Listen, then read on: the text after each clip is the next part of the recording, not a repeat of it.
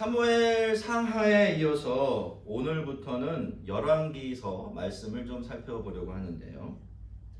사무엘 상하가 사실상 사울과 다윗이라는 이스라엘의 왕정 시대를 열었던 아주 대조적인 두 왕에 대한 이야기였다고 하면, 열왕기서는요 이제 본격적인 왕국의 역사를 기록하는 그런 책입니다.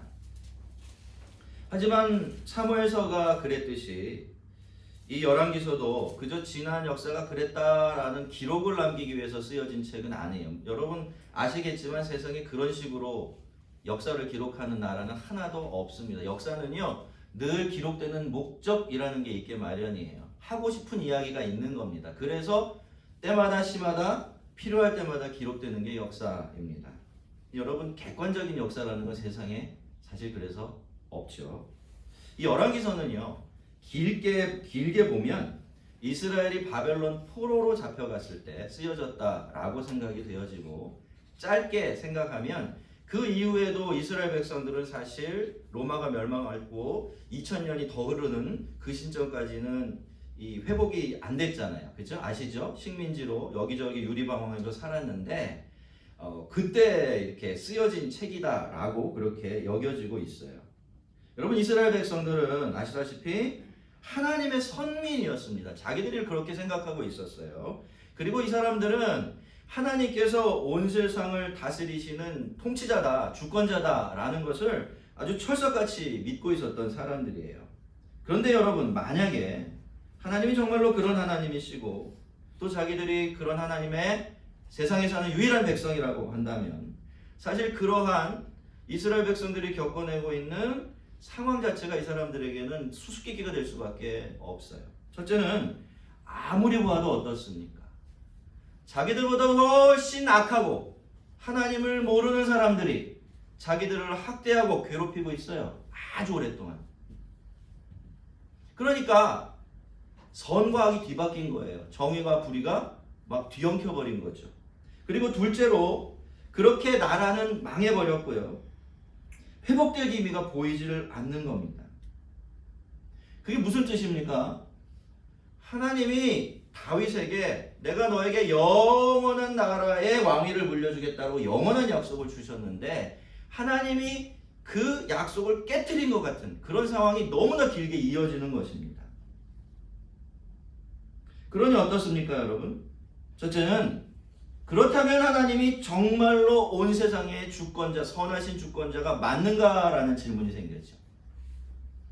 그리고 두 번째로, 그렇다면 하나님께서 다윗에게 주신 그 약속을 하나님께서 스스로 깨트리신 것인가 라는 의심이 드는 겁니다.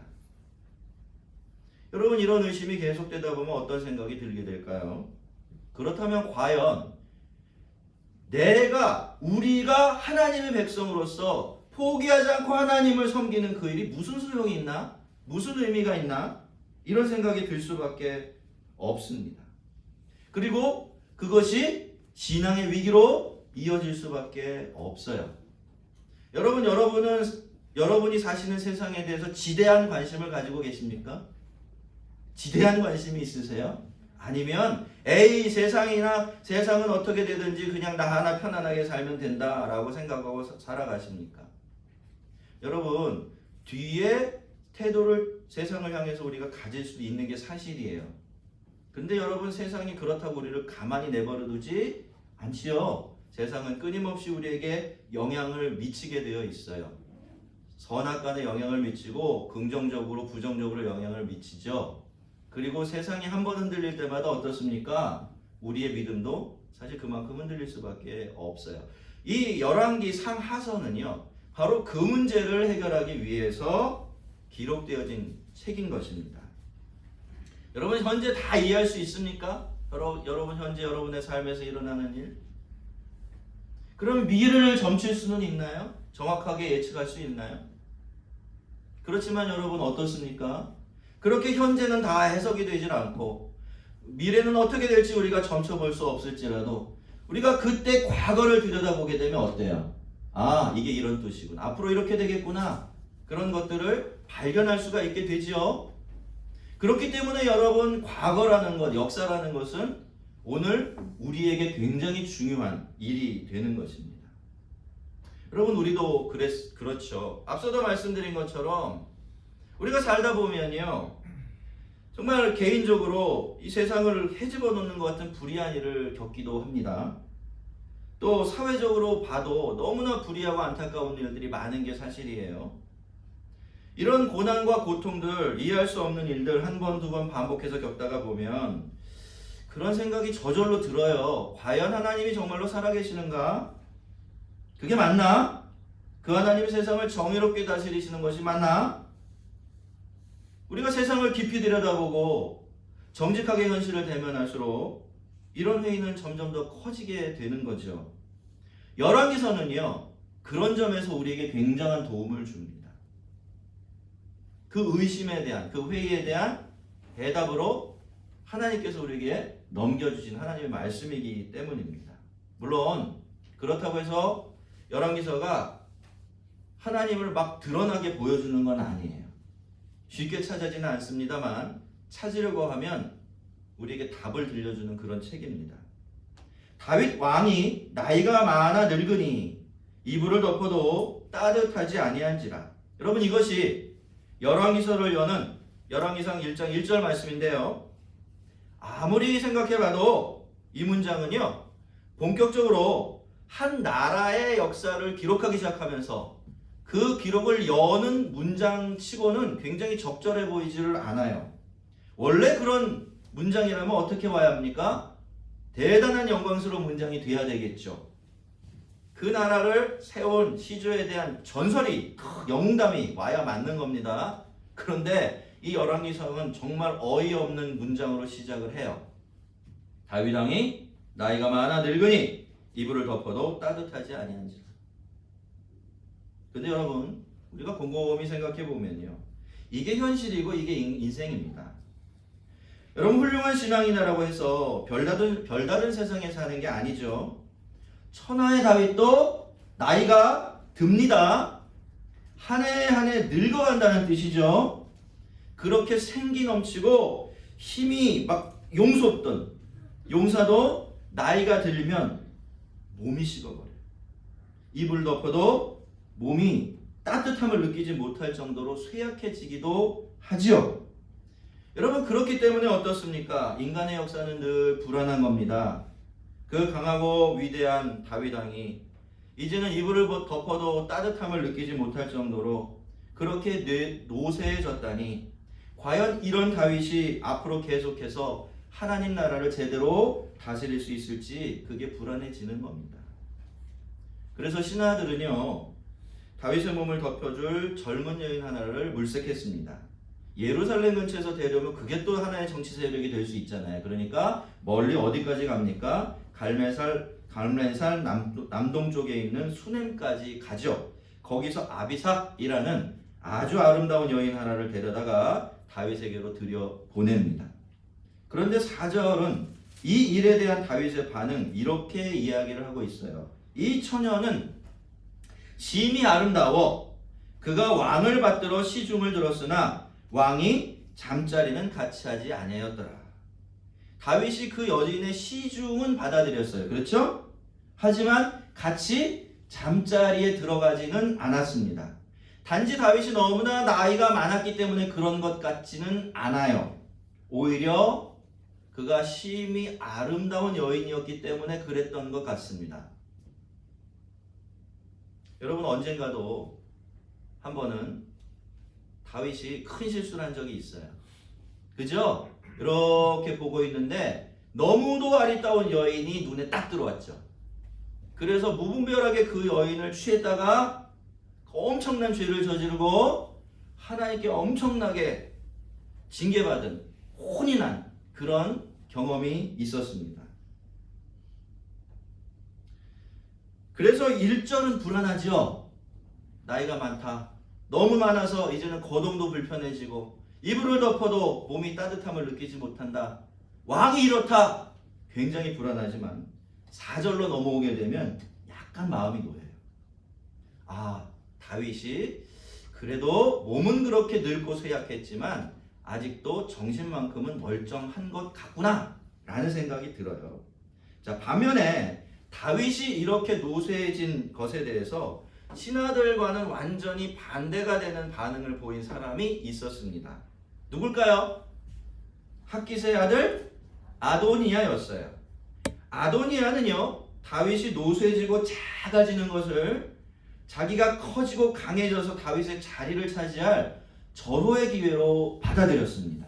물론 여러분, 그는 다윗의 아들이었어요. 그리고 이미 그 위에 세 형이 세상을 떠난 다음이었기 때문에 실질적인 장자, 다윗의 후계자의 자리에 있었던 거죠.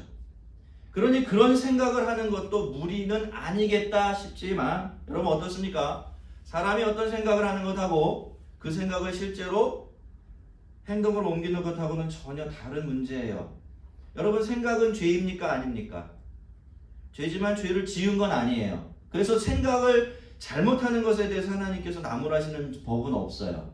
근데 이게 행동으로 옮겨지면 그걸 죄라고 부릅니다. 나쁜 생각인 경우에는. 그죠? 그때는 하나님께서 책임을 물으시는 거예요. 그래서 여러분, 그때 아도니아 이렇게 이야기합니다. 그때 핫깃의 아들 아도니아가 스스로를 높여 이르기를 내가 왕이 되리라 하고 자기를 위하여 병거와 기병과 호위병 50명을 준비하니. 이미 아도니아는 스스로 왕이 되는 수순을 밟아가고 있었죠. 여기 보면 그의 친위대가 몇 명입니까? 호위병들이 50명이에요. 근데 여러분, 그 당시에는요, 이 호위병들의 숫자가 어떻게 정해지는지 아세요? 그를 따르는 전체 군사 규모에 준해서 정해졌다고 합니다. 그러니까 옆에서 이 아도니아를 지켜주는 사람만 50명이었다라는 것은 그 당시 아도니아가 사병으로 거느리고 있던 병사의 숫자가 어마어마했을 것을 짐작해 보게 합니다. 그러니까 어떻습니까? 그는 이미 왕노름을 하고 있었던 거죠. 그리고 무엇보다도 이스라엘은요, 누가 나서서 내가 왕이 될 거야 한다고 왕이 될 수 있는 그런 나라가 아니에요. 우리가 거슬러 올라가 보면 사울도 그렇고 다윗도 그렇고 내가 왕이 될 거야 해서 왕이 됐습니까? 그렇지 않았어요. 이 두 사람이 왕이 된 절차가 있었습니다. 첫째로 하나님이 왕으로 선택을 하셔야 되죠. 그리고 두 번째로 선지자가 이 두 사람에게 기름을 부어서 그게 하나님의 뜻이라는 것을 온 백성에게 공증해 주는 겁니다. 그 다음에 마지막으로 무슨 절차가 남아요?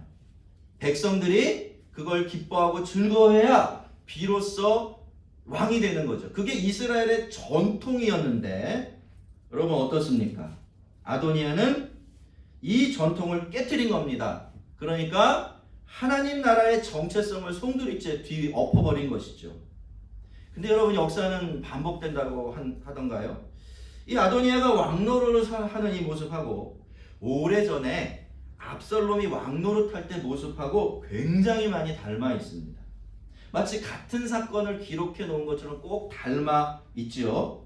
그런데 불안불안하게 이렇게 읽어 내려간 사람이라면 6절에 가서 가슴이 쿵 내려앉을 겁니다.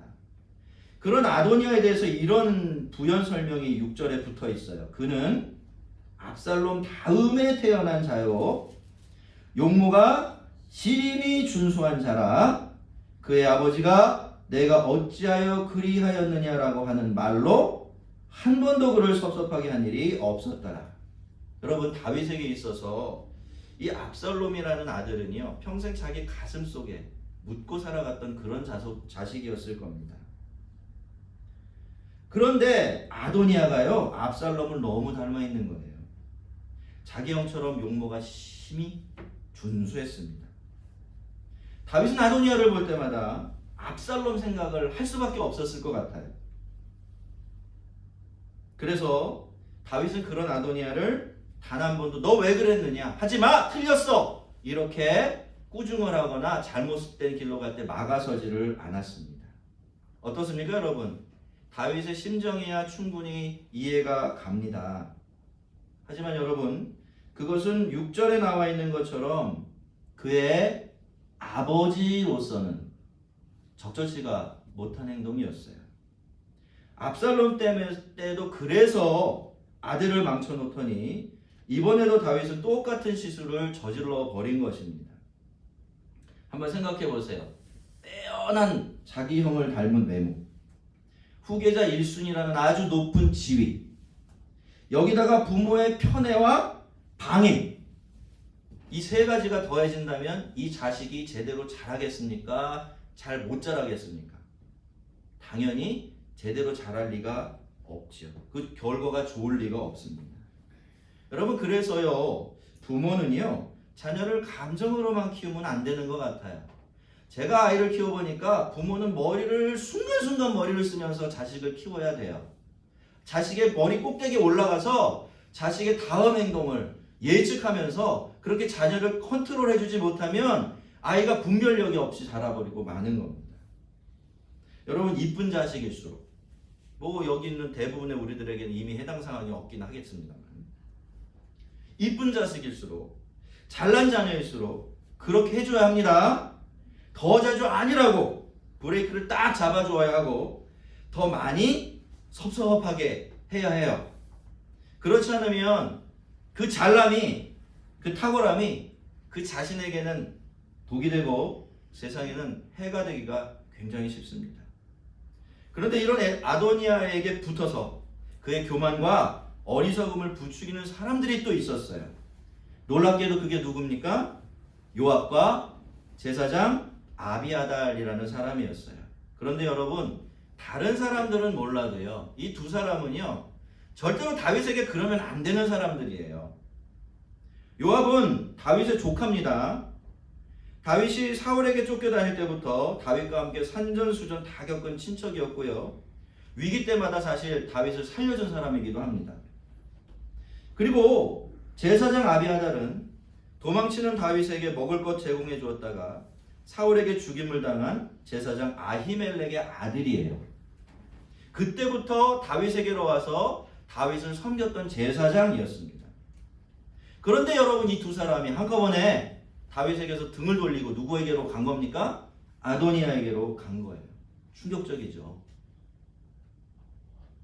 그럼 도대체 이 사람들은 왜 이런 선택을 하게 된 것일까요? 먼저 요압의 선택은요, 요압이 어떤 인물인지를 생각해보면 그럴만도 하겠다라는 생각도 듭니다. 그는 여러분 다윗을 위해서 평생을 바친 사람이 맞아요. 중간중간에 큰 공도 많이 세웠습니다.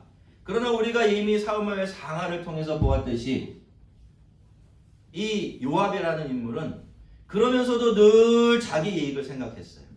자기 입장을 생각하고 자기가 뭘 얻을지를 늘 계산하면서 살았죠. 온 세상에 중심에 자기 자신을 놓아두고 그 다음에 주변을 돌보는 그런 인물이었던 겁니다. 그러니까 여러분, 이번에도 맥락이 같죠. 요즘 유행하는 말로 요압이 요압한 겁니다. 예외적인 일이 아니었던 거예요. 그리고 아비아달이 이렇게 차를 갈아탄 이유는 아마도 경쟁심과 복수심 때문이었을 것 같아요. 원래는 아비아달이 다윗의 총애를 받고 있는 다윗의 제사장이었습니다. 그런데 어느 날부터 이렇게 보니까 사독이 자기 자리에 있는 거예요. 사독이 아니라 자기가 아히멜렉의 아들인데 제일 어려울 때부터 지금까지 다윗만 섬겨왔는데 자기 생각에 그랬겠죠. 그런데 그 자리에 내가 있어야 되는데 내가 아니라 사독이 올라가 있으니까 그게 그렇게 화가 나고 부화가 난 것이죠. 자기 자리가 흔들려 버린 겁니다. 배반을 당했다는 느낌이 드는 거죠. 그러니까 여기서 안 된다면 저기라도 붙어서 내 자리 하나 마련하고 복수는 복수대로 좀 해봐야겠다. 아마도 그렇게 해서 이 제사장은 아비아달은 그런 선택을 했을 것 같습니다. 하지만 여러분, 또 그렇다고 해서 모든 사람이 아도니아를 지지했던 것은 아닙니다. 아도니아가 스루야의 아들 요압과 제사장 아비아달과 모의하니 그들을 따르고 도우다. 여기서부터가 중요하죠. 제사장 사독과 여호야다의 아들 브나야와 선지자 나단과 시므이와 레이와 다른 용사들은 아도니아와 같이 하지 아니하였더라. 제사장 사독, 군 지휘관이었던 브나야, 그리고 선지자 나단, 시므이, 레이, 그리고 다윗의 용사들, 이런 사람들은 아도니아와 함께하지 않았는데요, 조금 더 나아가서 10절을 보시면 아도니아가요, 아예 이런 사람들을 자기의 즉위식에 초대하지도 않습니다. 그러니까 어떤 이야기입니까? 애초에 아도니아가 자기 계획에서 이런 사람들은 가로 밖으로 내보내버린 거예요. 왜 그랬을까요? 아도니아도 알았던 거죠. 이 사람들은 절대로 다윗에게서 등을 돌려서 내 편을 들어줄 사람이 아니다 라는 것을 알았기 때문이죠. 여러분, 시편 오늘 우리가 교동문으로 읽었는데 시편 1편 말씀을 보면 이렇게 이야기합니다. 복 있는 사람은 악인의 꾀를 따르지 아니하며 죄인의 길에 서지 아니하며 오만한 자들의 자리에 앉지 아니하고. 사독, 분하야, 나단, 시므이, 레이, 그리고 다윗의 용사들, 이 사람들은요 쉽게 뜻을 바꾸는 사람들이 아니었어요. 우직한 게 한번 정한 길이 있으면 그 길을 끊임없이 걸어가는 그런 사람이었죠. 정도가 아닌 길은 절대로 걸으려고 들지 않는 사람이었고요. 그 사실을 누구도, 아도니아도 잘 알고 있었던 것입니다. 그러니 아도니아는 애초부터 이런 사람들에게 접근조차 하지 않았던 겁니다. 여러분, 우리가 믿지 않는 사람들과 함께 살고 있고요. 그러면서도 그들과 다른 방식으로 살아내는 것 참 쉽지 않은 일입니다. 그렇지만 그럼에도 불구하고 성도들은요, 세상에 자기가 믿는 사람들이 어떤 사람인지를 제대로 각인시켜 줄 필요가 있어요. 저 사람은 겪어보니까 사람은 참 좋은데 절대로 악한 일을 가까이 하지 않고 정도가 아니면 걷지 않는 사람이구나 하는 그런 사실을 알려둘 필요가 있는 것입니다. 처음에는 힘이 들어요. 굉장히 쉽지 않습니다. 꼭 나만 동떨어져서 살아가는 그런 느낌이 들어요. 하지만 그거 꾹 참고서 몇 번 그러고 나면 어떤 일이 벌어집니까? 그 다음부터 굉장히 편해요.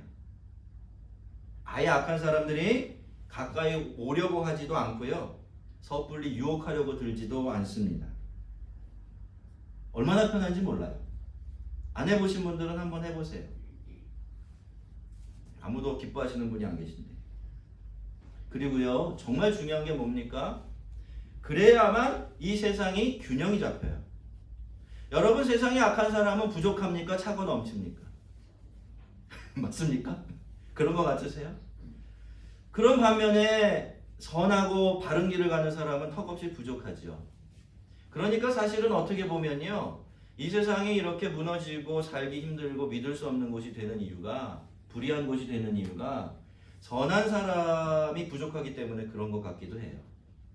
그러니 여러분, 믿는 자라도 사람이 아니라 하나님께서 이 세상을 당신의 뜻대로 다스린다고 그래도 믿고 있는 믿는 자라도, 그쵸?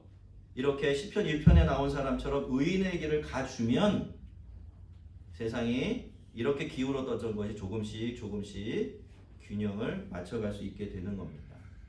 그것이 바로 하나님께서 당신을 믿는 우리들에게 맡겨주신 소명이 아닌가 생각을 해요.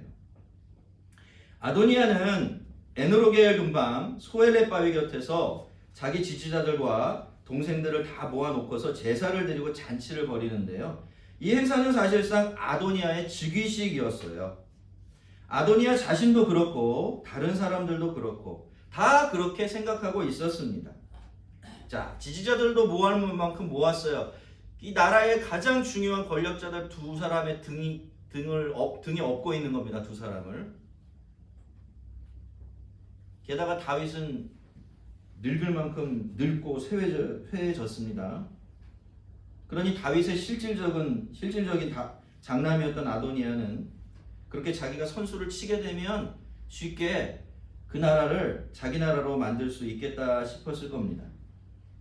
그래서 지금 아무 생각 없이 너무 즐거워하면서 파티를 즐기고 있는 건데, 자, 그런데 여러분, 이때 누가 움직입니까?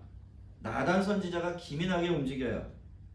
나단 선지자는 솔로몬의 모친인 밧세바를 찾아가서 이렇게 이야기합니다.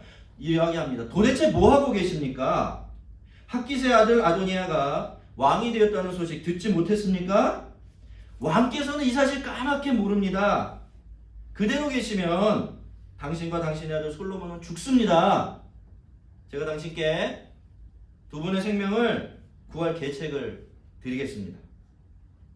여러분, 나단 선지자는 이 상황의 심각성을 정확하게 간파하고 있었어요. 여러분, 이 사건은 어떤 사건입니까? 눈으로 보기는 누가 왕이 될 것인가의 사건이죠. 그러나 여러분, 거기서 끝날 리가 없습니다. 일단 아도니아가 정말로 왕이 되면 어떤 일이 벌어질까요? 자신의 정적을 제거할 것입니다. 근데 자신의 가장 큰 정적들이 누구예요? 왕자들이죠. 그 중에서도 그 당시에 그래도 넌지시 왕위의 후계자로 알려져 있었던 솔로몬이 1번 타자가 되는 겁니다. 그 어머니 바세바도 마찬가지겠죠. 피바람이 부는 겁니다. 왕자의 난이 또다시 일어나는 거죠. 그래서 이걸 알았던 나단이 먼저 움직이고 바세바가 또 움직이게 됩니다. 바세바가 침실에 들어가 왕에게 이르니 왕이 심히 늙었으므로 수냄 여자 아비삭이 시중 들었더라. 하지만 어떻습니까, 여러분? 다윗은 이미 너무 늙었어요. 모든 일상적인 일들조차 수냄 여자 아비삭에게 의지할 정도로 늙고 쇠약해져 있습니다. 성경은 또다시 그 사실을 한 번 더 강조하고 있는 거예요. 자, 그렇다면 과연 이런 다윗이 상황 판단 제대로 할 수 있을까요? 또 상황 판단을 제대로 한다고 해도 적절한 조치를 내릴 수가 있겠습니까? 많이 불안하죠. 이삭은 나이가 많아서 눈이 어두워졌고요. 그래서 자기 아들도 알아보지 못하고 큰 실수를 한 적이 있는데 다윗이라고 해서 그러지 말라는 법이 없기 때문이죠. 바세바가 다윗에게 들어가서 인사를 건네자 다윗은 단도직입적으로 무슨 일로 왔느냐라고 묻습니다. 자, 다윗이 많이 늙고 노쇠했는데 다행스럽게도 상황 판단력만큼은 완전히 흐려지지 않은 것 같아요. 뭔가 다윗이 이상한 낌새를 알아차렸던 것 같습니다. 바세바는 다윗이 솔로몬을 왕으로 세우겠다고 자기에게 맹세한 적이 있었다라는 사실부터 상기시켜 줍니다. 그러면서 나단 선지자가 자기 입에 넣어준 말을 그대로 다윗에게 전한 다음 이야기를 이렇게 이어가는데 그 이야기의 핵심이 이것입니다. 첫째로, 당신이 왕이 아닙니까? 그러니 다음 왕을 세우는 것도 누가 되어야 한다? 당신이 되어야 합니다. 라는 거죠. 그리고 둘째로, 만약에 아도니아가 왕이 된다면 당신이 살아있을 때는 어떨지 몰라도 그 다음에는 자기들이 죽은 목숨이 될 것이다. 이렇게 이야기를 한 겁니다. 여러분, 바세바의 이야기를 들은 다윗, 지금 처음으로 알게 된 거예요. 다윗은 얼마나 슬펐을까요? 아마 저절로 탄식이 흘러나왔을 겁니다. 이 모든 일들이 되어가는 모양이 마치 오래전에 압살롬이 자기 누이 다말의 복수를 하기 위해서 어딘가에서 저질렀던 그 일하고 너무나 많이 닮아있기 때문이죠. 자, 그때 계획대로 나단이 등장을 합니다. 나단은 다윗 앞에 엎드려서 아주 완곡하게 그렇게 말해요. 아도니아가 많은 사람을 초대해 놓고서 즉위식을 거행하고 있는데 그렇게 아도니아를 당신의 후계자로 세우실 것 같았으면 당신의 신복들에게는 미리 좀 알려주셨어야지 왜 그렇게 하지 않았습니까? 라고 말이죠. 물론 그러면서 그 이야기 속에 누가 반역자가 되었는지 그 명단도 슬쩍 밀어 넣습니다. 이제 공은 누구에게로 넘어왔습니까? 다윗에게로 완전히 넘어왔지요. 자, 그렇다면 과연 다윗은 이 일을 어떻게 처리할까요? 나이가 너무 많아서 이불을 덮어도 따뜻함을 느끼지 못하게 된 다윗. 그래서 수냄 여자 아비삭에게 일상적인 일들까지 의지하고 있는 다윗. 그리고 자기 방 바깥에서 일어나는 일에 대해서는 까맣게 모든 정보가 차단된 채로 살아가고 있는 이 다윗. 과연 이런 다윗은 이 일을 바로잡을 수 있을까요? 나머지 이야기는 다음 주에 계속 살펴보기로 하겠습니다. 여러분, 오늘 우리가 이렇게 아도니아의 반란 사건의 전반부를 좀 훑어보았는데요. 흔히들 정치가 이루어지는 장소를 어떻게 부릅니까? 답을 맞추면 사탕 하나 드리겠습니다. 이따가 찾아오시면 정치판이라고 부르죠. 정치판. 왜 정치판이라고 부를까요? 여러분이 판이라는 전미사는요, 마지막에 붙는 말은 이게 붙으면 앞에가 좋지 않다, 바르지 않다, 어둡다, 더럽다 이런 뜻을 품고 있어요. 그래서 이상한 말도 안 되는 상황을 딱 만나면 우리는 도구 테이블 이렇게 부르죠. 그죠? 정치판이라는 말은 이미 그런 의미를 담고 있는 거죠. 흔히들 정치는 윤리가 아니다라고 말해요. 그리고 그 세계에서는 정치에는 불가능한 일이 없다라는 말이 금원이 되어 있기도 해요. 하지만 여러분 어떻습니까? 그럼에도 불구하고 정치는 올바라야 합니다. 그렇죠? 정의로워야 해요. 그 사실은 절대로 변하지 않습니다. 그걸 알기 때문에 우리는 이런 세상을 보면서도 여전히 하나님께 이 세상의 정치가 바르고 정의롭게 이루어지게 해달라고 기도하며 살고 있는 거죠. 하지만 여러분 실제로 정치판은 우리의 기대에 같지 않습니다. 적어도 그렇지 않은 것처럼 보일 때가 훨씬 더 많아요. 그리고 현실적으로 볼 때요, 정치가 이 세상이 가는 길을 결정하는 것이 맞습니다. 그것이 국내 정치든 국제 정치든 똑같습니다. 하지만 정치판만큼 권모술수, 속임수, 거짓과 배반 같은 것들이 당연하게 여겨지는 그런 것도 없지요. 오늘 본문 이야기만 해도 그렇습니다, 여러분. 여기에는 세상만 있습니다. 사람들만 있어요.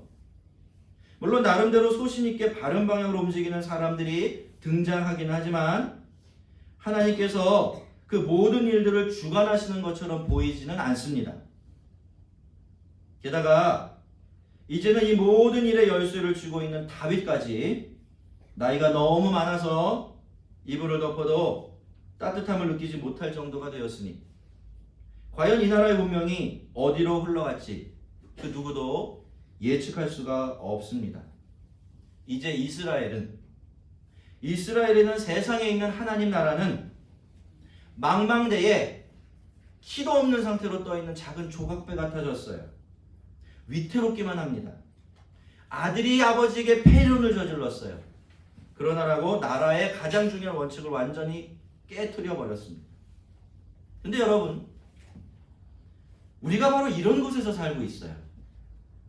이런 곳에서 이렇게 하나님이 없는 것 같이 보여지는 이런 곳에서 믿는 사람으로서 믿음과 선한 양심을 지켜내면서 하나님의 뜻을 헤아리며 그렇게 살아내야 하는 자리에 있는 것입니다. 그러니 여러분, 현실 속에서 성도로 사는 일 힘든가요? 힘들지 않은가요? 힘들 수밖에 없어요. 그게 정상입니다, 여러분. 우리가 고민을 가지고 갈등을 가지고 회의하면서 사는 것이 세상에서 사는 성도들에게는 이상한 게 아니라 당연한 일이 되는 거예요. 근데 여러분, 신앙이라는 게요, 원래 그렇습니다. 신앙은 술래잡기입니다. 한번 따라해 볼까요? 신앙은 술래잡기다. 하나님은 숨어 계세요. 그리고 우리는 그 하나님을 찾아내야 합니다. 숨어 계신 하나님을 많이 찾아낼수록 우리의 신앙은 더 견고해지고 단단해집니다. 왜 그렇죠? 숨어 계신 하나님이 보이고 그 하나님을 찾아내야만 우리가 그 하나님을 믿고, 그렇죠? 그분의 뜻대로 순종하며 살아갈 수 있기 때문에 그런 겁니다. 그리고 사실 이것은 전혀 안 비밀인데요. 여러분, 하나님은 어디나 계세요. 그래도 하나님을 보려고 하는 사람들, 그리고 하나님을 찾아낼 줄 아는 사람들에게 하나님은 어디나 계십니다. 여러분, 제가 누누이 말씀드리지만 세상은 있는 그대로 우리의 신앙에 도움이 안 됩니다. 늘 세상은 우리에게 의심을 심어주고 우리의 믿음을 흔들어버리는 그런 방향으로만 움직여가요. 하지만 그런 세상이라고 해도요, 여러분, 믿음의 눈으로 보게 되어지면 거기서 여전히 당신의 뜻을 당신의 마음대로 이뤄가시는 하나님을 볼 수가 있습니다.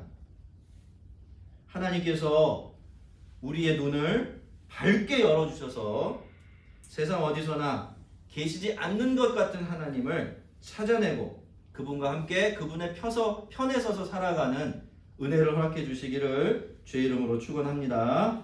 우리 같이 한번 말씀 생각하면서 기도하겠습니다. 여러분, 세상이 돌아가는 모습을 보면 하나님이 꼭 계시지 않는 것 같아요. 그게 사실입니다. 정직한 이야기죠. 그러나 이제 우리 다시 한번 기도합시다. 그럼에도 불구하고 이 나라 이 세상 하나님의 것이오니 하나님께서 공평과 정의로 다스려 주시옵소서. 그리할 줄 믿습니다 라고 기도하고요. 특별히 하나님, 나의 눈, 우리의 눈 밝게 열어주셔서 숨어 계신 하나님을 늘 만나며 살아가는 인생 살게 해달라고 함께 두 가지 기도 제목으로 기도하겠습니다.